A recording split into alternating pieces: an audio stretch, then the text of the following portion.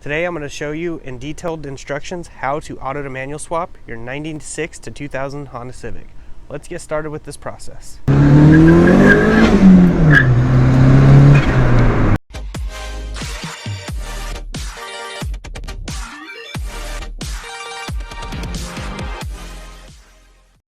Welcome to Texas Honda Channel. If you're new here, definitely consider subscribing.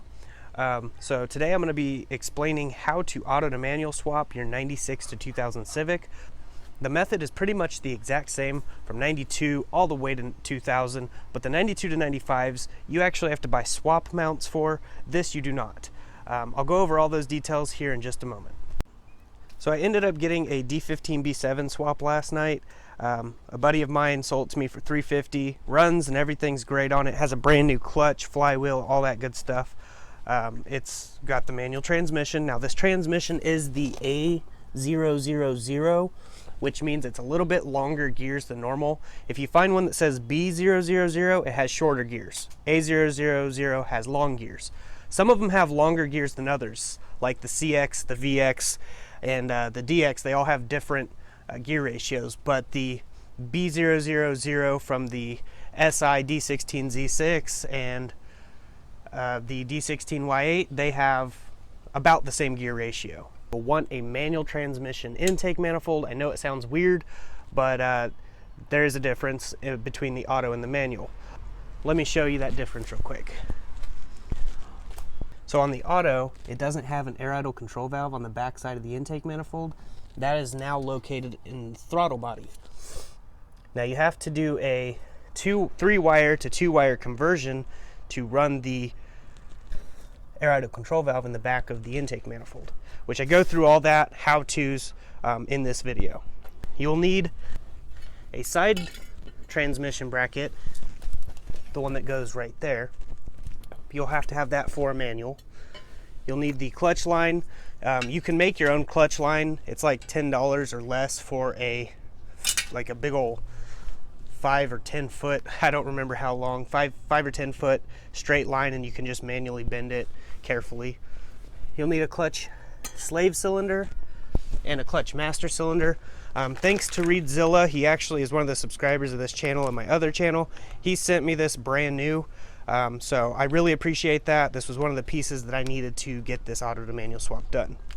Now you'll need the shift linkages right here and the roll pin that goes in the bottom. Most people just call it a bitch pin, but it's a roll pin is its proper name. You'll need one of those, which I have plenty of those. I got the clutch master cylinder reservoir at the salvage yard, the clutch pedal at the salvage yard. Everything you see right here came from the salvage yard, and it was less than 50 bucks. It was like 47 or 48. I can put a receipt on screen right now. But my goal is to take this transmission off. It's going to be a lot more work for me, but I just want to provide you guys the best possible how to swap a manual transmission into your car. This engine and transmission is coming out. I could just pull this whole thing out, put it over there, grab that, put it in here, and everything will be great. But I want to show you how to do it if you're not pulling your engine, such as just dropping the transmission down. I'll drop that, show you how to do all that. And then on this side, off camera, I'm going to take this engine out and put that one in its spot to save me editing and recording time. I'm going to do it that way, and then I will show you how to put the manual transmission back up inside. I also got this sheet of metal here from Ace Hardware. It's like $11 or something like that. Now I'm going to have to cut this to fit over the hole under where the shifter goes, but I'll go over all those details when it comes time. Just make sure to try to get all these things ahead of time so you don't have to run there or wait till tomorrow to go get it because it's too late. The automatic CV axles will work on the manual transmission, so you don't need new CV axles unless yours are bad. I got a spare set here. These are actual manual ones, and the auto ones are the exact same. I never had an issue with that. So basically what I'm going to do though is separate this, get it off there, and I'll show you the detailed steps on how to do this part. Alright, so obviously one of the first steps is you're going to need to remove the intake pipes. In my case it's turboed, so I'm going to have to remove both of these pipes right here because they're going to be in my way. You can remove the radiator to give you a little more access, but it's not required. I'm going to have to do it anyways since I'm pulling the engine, so I will be removing the radiator, but it's not required. There's also lines down there, the automatic lines that run to the radiator. Those will need looped together on the radiator so it doesn't leak fluid everywhere, or you can just leave them open and leak fluid everywhere. But we don't want to leak fluid anywhere, so we're just going to loop those lines together on the bottom of the radiator. So yeah, I'm just going to remove that at 17 millimeter, and then we'll start on the CV shafts. All right, as for removing the CV shafts, you're going to want to jack the car up and secure a jack stand under it. Better safe than sorry. And then you'll remove the bolts that hold the wheel on. All right, as for this part, it can be tricky sometimes. Sometimes these are seized on there. I've taken this one off before, so it's not gonna be, but basically there's a notch. You're just gonna wanna take a flathead screwdriver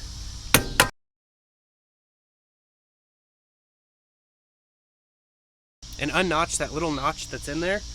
Then you're gonna wanna take a 32 millimeter socket, place it on there, and break it loose. If you have trouble breaking it loose by hand, you don't have an impact, just go ahead and stick a screwdriver in the slots and it'll wedge in there so you can break it loose.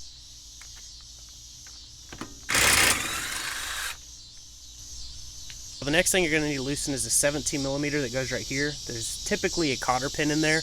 Always make sure to put a cotter pin in there if there's a hole for a cotter pin. This one does not have one, but we're just going to go ahead and remove that. We'll loosen the bolts in the engine bay for this part and move it up out of the way.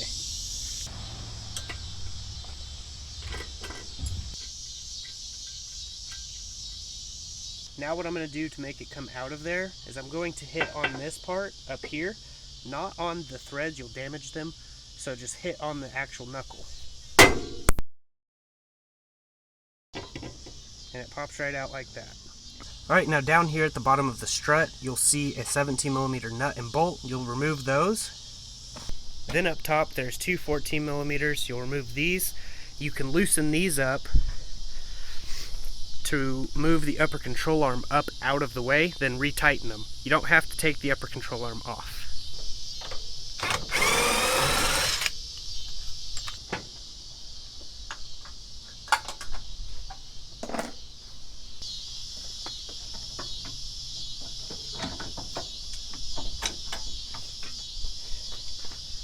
Now take a note that this arrow shape points towards the front of the car on both sides.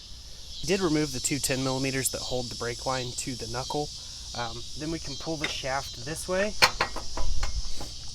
up, and almost like it's out. Then we'll get under there and pry with the screwdriver to pull the CV shaft all the way out. Alright, since we're under the car, if you look right where the CV shaft connects to the transmission, there's a little gap there. You can fit something in there and pry it loose. I usually use a thick, big, long flathead screwdriver. I don't know where that went, so right now I'm just using a 17 millimeter wrench and a hammer, and I'll pop it out. Go ahead and set this up so you can see how I pop it out.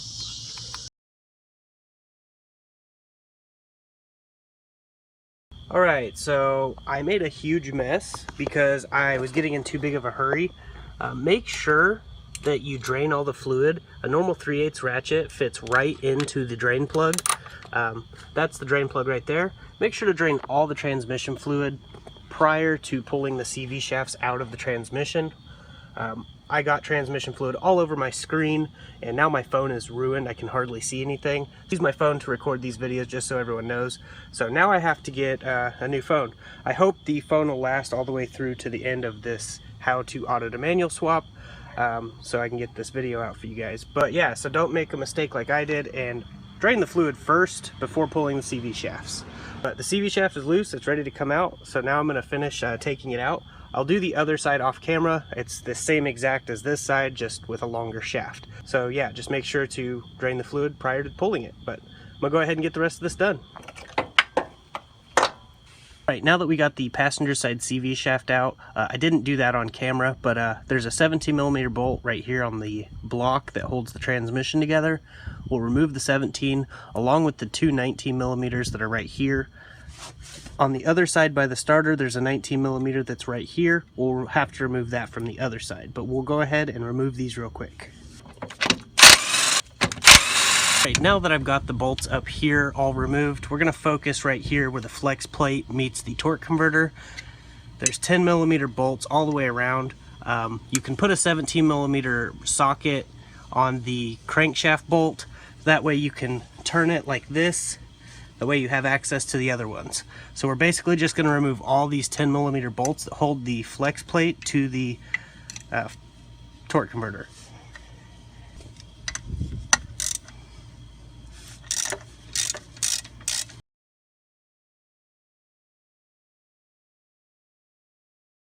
Alright, that's all of them. As you can see, the torque converter spinning freely.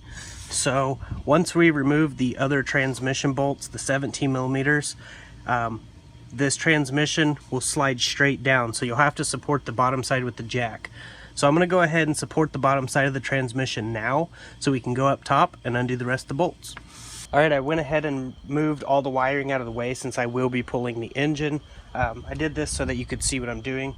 There's a 14mm bolt up top and below to remove the starter, a 12mm nut that holds the starter wire, the power wire. So I basically removed the long 14mm out the bottom and loosened up the top 14. So we'll just go ahead and take the starter out. Automatic starter will not fit the manual transmission. But now that we got that out, you can see over here there's a 19mm bolt that goes to that rear T bracket. We're going to go ahead and remove that.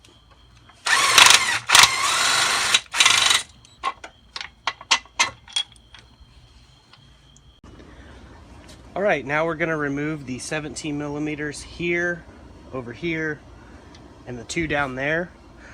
The transmission is supported now with the jack. We'll remove the two bolts on the bracket and the bolt right here that goes into the mount. They're all 17mm. Now before you get too far, make sure that the shift linkage is disconnected before you try to pull the transmission out. We can drop it down with it not disconnected, but before you try to pull it out of the car, make sure the shift linkage is disconnected. I'll go over on how to pull the shift linkage in just a second. On the center console inside, there's two Phillips head screws right here that hold it in. I have not put these back in since I put the auto back in here the first time. Basically, you'll remove those, and then the other part of the center console, there's two Phillips head screws here and at the very back side. But once you get those Phillips head screws out, this whole thing will separate, and then you can remove this. In order to get this piece out, you'll have to press this down and shift it into neutral, then remove the piece out. Now that you have access to this has 4 Phillips head screws that you'll remove. They're just right here. Just go ahead and remove those 4 Phillips head screws and this pulls right out. Alright, so now you'll have access right here where all the connectors are. Now remember where these connectors are because we will need this in the future before we can start the car. These connectors are very important. But basically you'll just pry this piece off like this, and if you're not keeping any of the auto stuff, you can toss it or just save it for later. You never know, it might come in handy. And then you can pull it out of the way. This piece under here is bolted in, so you'll have to get from underneath to unbolt this. It's just a couple 10mm. And as for the whole shifter, you can unbolt that from the bottom as well. So there'll be 10mm bolts down there that you need to undo, or 10mm nuts, one of the two. But we'll basically just remove the nuts that are underneath, or bolts, whichever it is, and this whole thing will come out. Alright, so we're on the bottom side of the car. I removed the two 10mm bolts that hold the shift linkage in, and I removed the 4 10mm nuts that hold the shifter in place. So that's all ready to come out. Now make sure to disconnect this bracket too. It has a 10mm bolt and it bolts up there. So make sure to get all those done and then you can pull it all out. We're gonna go ahead and remove the bolts and drop the transmission straight down. This is also a good time to say support the engine with, say, a jack stand or something, because the engine will want to fall too.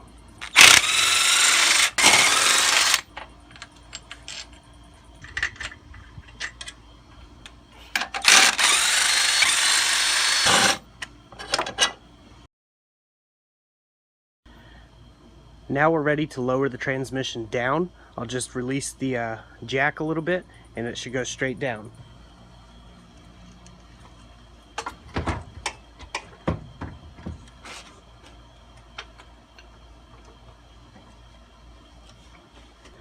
All right, so right here we have 17mm flex plate bolts, also known as flywheel bolts. You'll go ahead and remove these. If you have issues removing them, just shove something through one of those holes to wedge the engine. But typically, they're not too terrible to remove, but they are under some serious torque. So remove those and don't use a normal socket. You have to use a multi-point 17mm socket. Once you do that, you'll bolt the flywheel on, and then you can put the clutch and all that together. At this point, I would typically show you how to put the clutch and flywheel on. I have all the stuff to put this back on except for the clutch alignment tool that goes in the middle, and I don't want to lose its proper alignment, but I'll try to put a clip here from my James D Guide channel of putting the clutch on a different car I did.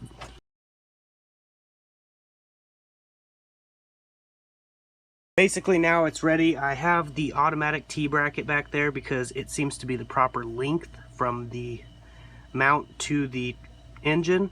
So if it needs the other one, I'll put it on, but I don't think it will. Basically just manhandle it, put it up there, get a couple bolts started, and try to stab it. Stabbing it's the hardest part of all of this, but as long as the clutch alignment tool or the clutch itself is aligned properly, it should stab real easy. So hopefully we'll be able to stab it pretty easy. So let's give it a shot.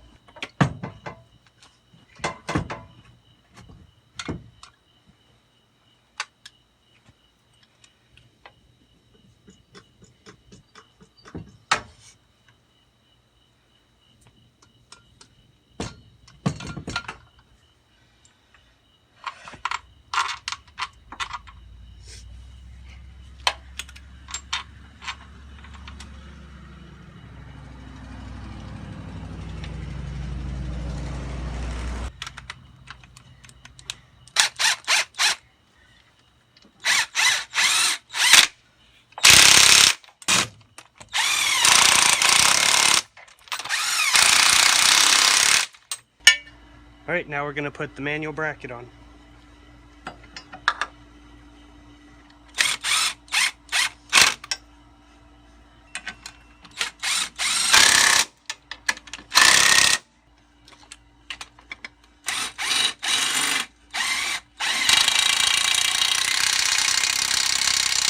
All right, so the transmission bracket on the side is on and bolted down. The T-bracket is tightened in up top where the 19mm goes, and all the 17mm up here are tight. So now I have to go back there, put the two 19s back in and the 17mm, and the transmission's officially installed.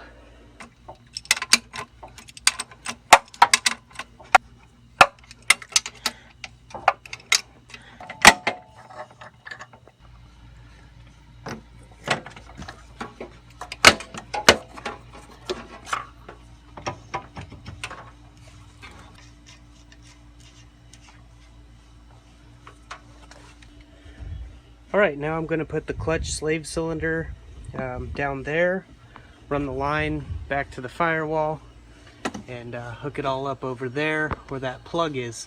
So I'm going to get started doing that.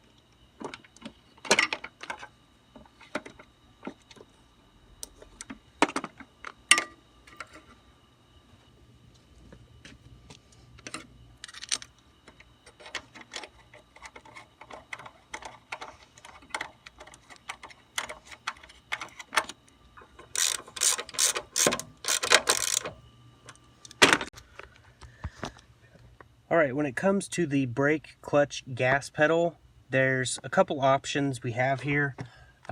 We can keep the automatic brake pedal, but we do have to trim it off with like a Sawzall or a cutoff wheel. Trim it off here, because if not, your foot's going to touch it whenever you go to push the clutch in. Or you can get the manual brake and gas pedal, which I didn't have enough money to get the brake and gas pedal one, but I will be eventually getting them. But for now, we'll just chop this off. But I'm going to show you how I install this piece. This is the clutch pedal assembly. Up here you can see where the cutout is for the clutch master cylinder. It's poking through already. Behind there, there's going to be bolts that stick through. Let me show you like that. I took the nuts from the salvage yard that go on there. And then up top, there's a bolt hole right there. This is how the clutch pedal will sit up in there. And that bolt hole I just showed you, a bolt will go right through there and hold it up. So make sure to get all the nuts and bolts on this piece, because if not, you'll have issues with your shifting. Typically you run this blue and the black wire. Most people just run them together on the car side, not this side, and that allows you to not have to push the clutch pedal in to start your car. But basically you can run these two wires right here over to this piece right here, and I can show you the way to wire that up. But right now I'm going to just install this piece. I'm going to try to get it on camera. It's really cramped in here, so if I can't get it all, I'm sorry guys. Okay, so there's no way for me to record this part. There's just no room. So I'm just going to bolt this thing in and then show you what it looks like installed. Alright, so that's with it installed. As you can see how close it is to the brake pedal. That's why we're just going to trim a little bit off.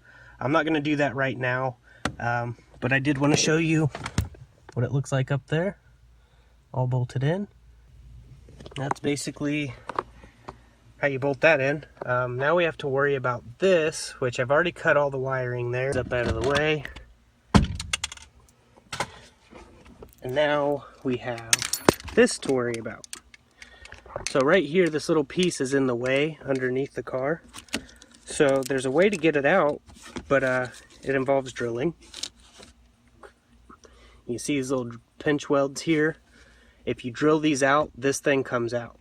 And then we'll have to fill this in with that piece of sheet metal, and this is where the shifter will go. I already have the manual gauge cluster. I did in another video. I'll put a link in the description for that video.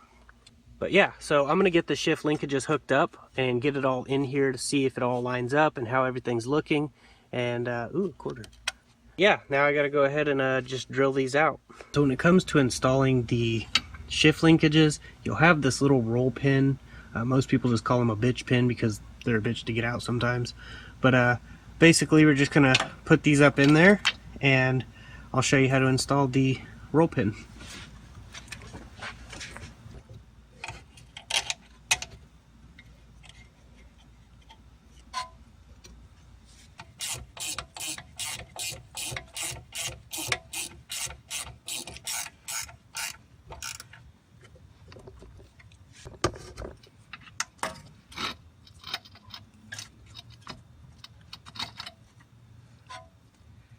Okay, you're going to get the roll pin lined up like this. Tap it in a little bit.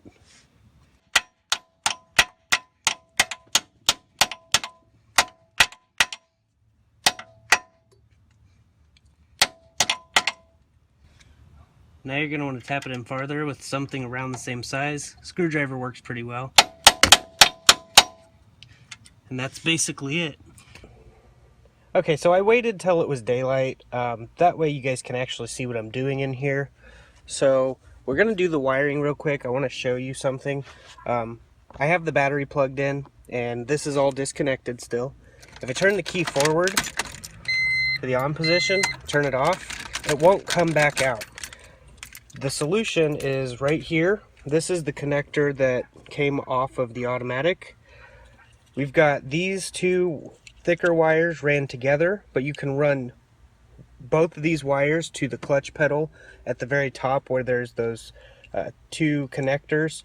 You can run it to the connectors, one to each side of the connector. I don't know if that makes sense, but these two are your reverse lights. So you'll run these two wires out into the engine bay to connect to the transmission, so you have reverse lights. So take a look at that. You got the green here and the yellow there. And then these are your actual clutch pedal. You know, when you press the pedal in, that's telling the car it's ready to go. We can start. And then we've got these two here. You tie these two together. I'm going to show you real quick. The key will not come out. Like, it won't. All these tied together like this, we can basically just plug this in, click it in like that. Now the key will come out. So you have to you'll have to run the green and black wire. Just if you have to, pause the screen if you're doing this swap yourself. I prefer to solder each connection, heat shrink over them, and then electrical tape them. But if you don't have heat shrink or solder, just tape them up really well, make sure they're tied together good. But yeah, so that will solve the no key coming out issue, and then the car will be ready to start after that. But yeah, basically just run those green and yellow wires out to the engine bay to the reverse sensor on the transmission, and you'll have reverse lights. Yeah, so I just have the shifter just sitting up here. It's not bolted in. We can actually use these bolts to bolt it in typically, so I'll try to do that, and I'll show you how that all works. But I'm going to go ahead and drill these holes out, basically just using a drill bit, drill those holes out. Alright, now that I've got the holes drilled out, I'll basically just, I'm just going to use my breaker bar here and knock it down with the hammer and see if it pops out. Alright, so this part wasn't very easy. There's a lot more than the 5 holes I drilled out, so I had to pry a lot, but I painted it with some Rust-Oleum just to cover the exposed metal so it don't rust. Now we have this large piece of metal that I'm going to cut to fit over this, so I'm going to trace it out. I think I'm going to go the full length over it and drill a hole in the center of that. That way this can come up here and it won't have a whole lot of gap. Alright, so I went and cut it, and that's about the size I have it right now. It should fit perfectly. All I'll have to do is drill a couple holes and should be good to go. So we'll use a hole saw in the middle to cut out the spot where it needs to be, but I'm going to cut all the holes where I'm bolting it down first. But yeah, I'm going to go ahead and drill those holes. Alright, before it gets too dark, I did want to show you, this is the factory automatic center console piece. You can actually bolt a shift boot in from a manual car. I just went to the salvage yard, got this manual boot, and it screws right into the factory automatic thing, center console. I ended up getting an Accord shift knob, which will tuck down in there pretty nice. I just wanted to show you that before it gets too dark, because it's already getting too dark. But we'll go ahead and put all this back in and screw it back together, and then we'll focus on the wiring that's under the hood. Alright, so using my electric drill and this Milwaukee hole saw, I was able to cut a hole in that piece of metal, so I'll go show you that. So this is the hole I made. I haven't drilled any other holes yet, but basically what I'm going to do is I'm going to put gasket sealer underneath this piece of metal that I cut, and I used the hole saw on, and then I will drill the holes and bolt it down so it has like a waterproof seal. And then right under this piece there's holes here that are already existing holes. I can drill through this to make the bolts go through that, and then we can bolt this shifter up. Then after I drill all the holes and get the bolts in, I can put the center console stuff back in. Then we can go under the hood, do the air idle control valve wiring, and then we'll basically be done with the auto to manual swap. Alright, so this is what it looks like up top. I used DEI's gold reflective tape to seal that little gap there. It'll work. It's not exactly made for that, but it'll work. And it's looking pretty good. It's all bolted down. So now I can put the center console in, and I'll show you underneath real quick. So this is the air idle control valve for the autos. This usually connects right here to the throttle. Since you're running a manual air idle control valve, you have to cut this connector. You'll cut the orange wire out. You won't need that wire at all. That wire will be cut and taped up and tucked away because it'll no longer be used. The black and blue wire right here will go to the black wire on this spare connector. It's just a little 2-prong connector, female. You can get these at the salvage yard. I got mine off of the power steering line because I don't have power steering anymore. This is the connector that went to that, so I'm just using that. The black wire though will go to the blue and black, and then the yellow and black will connect to the green. This will then connect on the back side of your air idle control valve. So that's what I'm going to do real quick. I'm going to get these wires cut, soldered, and taped up. Alright, I got that wiring cut and soldered, and it's connected to the air idle control valve. Now, you'll need to put some transmission fluid. A lot of people like to go with Synchrotech or the Honda factory transmission fluid. Now, you cannot use automatic transmission fluid in a manual. 10W40 is recommended. That's what I've always used, and I've never had an issue with transmissions. 10W40 motor oil, or you can use like 7580. I can't remember I think it's 7590 gear oil.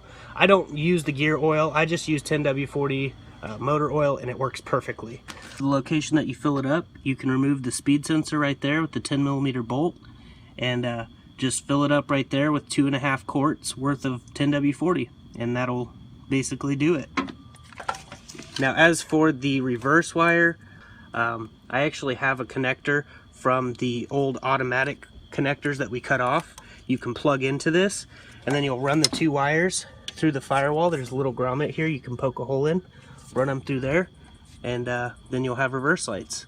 But I'm going to put everything back together, put some fluid in here, and then we'll see it run.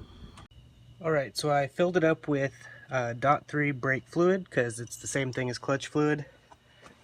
And typically this takes 2 people to do, but I found a way that works. You pump it, and you'll see it's putting air bubbles in, but it's also sucking some through. So now, once it gets good, alright, now that I pumped it up out here, I'm going to go inside and pump it up with the clutch pedal real fast. You can kind of hear them.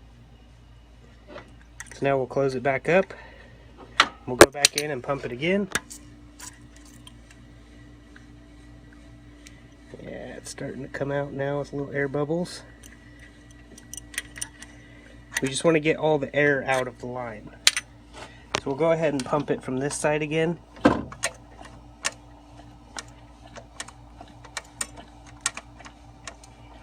And then I'm going to hold it. I'm going to set the phone down and release the pressure real quick. Now I'm going to go and put a little bit more brake fluid in because the level's getting low. Pump it up some more and just keep bleeding it like that until you got some pressure. The best way to do this is with 2 people. Have them pump it up like 5 or 6 times and hold it to the ground. Release the pressure, repeat until it has nice, stiff, firm clutch pedal. It's the best I can do. I'm always by myself out here, so I never have any help. But yeah, I'm going to go ahead and do that, and then we'll move on to the next. Alright, I pumped it up a lot. I wedged a strut to hold the clutch pedal down, so it should come out with some pressure. There we go. Do that one more time and we should be good. So once you get it all reassembled on CV shafts, tighten this thing down really tight. If you need to, wedge a flathead screwdriver or something in here. Then make sure to hit it like I have right here. That way that doesn't come loose. And then you're ready to put the wheel back on. But everything's back together. I have this connector right here running through the firewall via that grommet. And it's running from here to the yellow and green wire on the connector that I told you would activate reverse. And it works. So it goes in, when we put it in reverse, the lights turn on in the back. So I'm not able to drive it yet. We will do that after I get a new hose. This one all tore up, so I don't want to leak oil everywhere out of the turbo because that's the oil return line for the turbo. But once I get that replaced, we'll go take this for a test drive and see how it does with the manual transmission because it's complete. So it'll be like a second for you guys. Alright, so I got it running, and it's running a little rough. Probably need to swap the D16 cylinder head on because I think this one's either cracked, vent valve, or something. It's kind of running a little like it has low compression.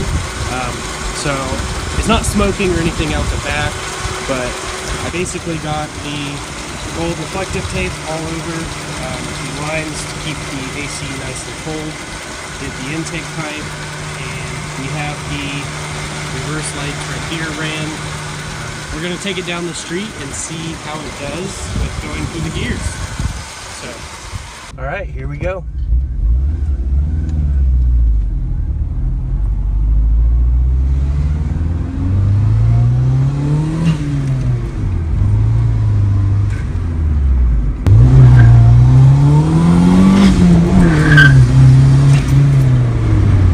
Seems to be pulling pretty good.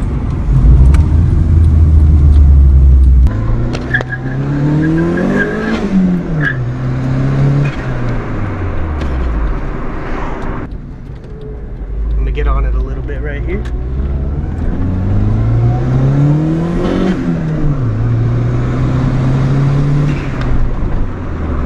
That's pulling a lot harder than the automatic, that's for sure. Not too bad. I just got to get that misfire taken care of and we should be good. Well, that's it for the auto to manual swap. As you've seen, it's definitely going. I'll show you the reverse lights real quick.